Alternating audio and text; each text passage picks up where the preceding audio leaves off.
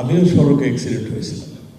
লিবারেশনের পরে আমার ছিল অনেক আশা আকাঙ্ক্ষা ছিল, আমি এটা হব সেটা হব, কিন্তু আমি রোড অ্যাক্সিডেন্ট করে আমার সব আশাই স্তম্ভিত হয়েছিল। কিন্তু মহান রব্বুল আলামিন এক রাস্তা বন্ধ করে দিয়েছিলেন আমাকে রাজনীতিতে বোধহয়, সেজন্য ওই রাস্তাটা ওপেন করে দিয়েছিলেন, সেই জন্যই আজকে আমি এখানে আসছি।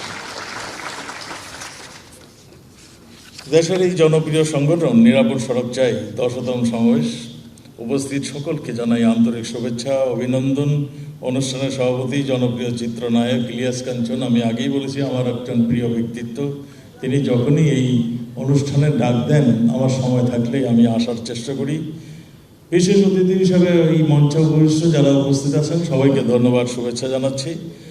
আমরা প্রতিদিন সড়ক দুর্ঘটনায় মানুষ হতাহত হচ্ছে, আপনারা দেখছেন, আপনাদের প্রিয়জনকে হারাচ্ছেন, আহত হচ্ছেন, নিহত হচ্ছেন।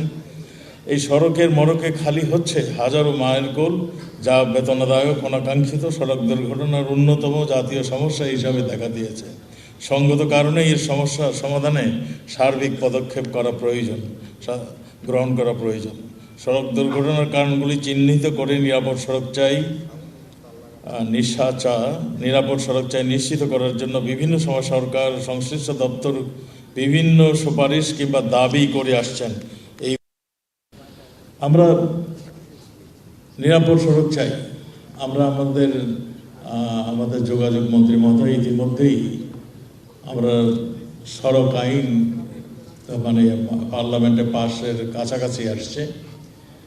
এখানে আমাদের যেরকমভাবে ড্রাইভার, হেল্পার, মালিক এবং বিভিন্ন ট্রান্সপোর্টের এজেন্সি সবারই তাদের দায়িত্বটা যথাযথভাবে বিশ্লেষণ করা হয়েছে।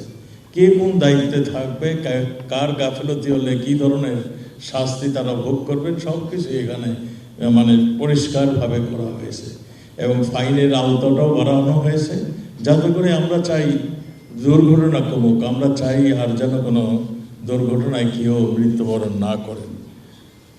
পৃথিবীর সব দেশেই দুর্ঘটনা ঘটে, অ্যাক্সিডেন্ট হয়, মারা যায় কিংবা আহত হয়। আমরা সেই সংখ্যাটা যাতে করে বাংলাদেশ আমরা কমিয়ে আনতে পারি, আমাদের সেই জায়গাটা দিয়ে আমাদের কাজ করে যাচ্ছে। আপনারা জানেন আমাদের সড়কের যদি পার্সেন্টেজ বলি, একটা আধুনিক শহরে 25% সড়ক থাকতেই হয়, তাহলে তাকে একটা আধুনিক সড়ক বলা হয়।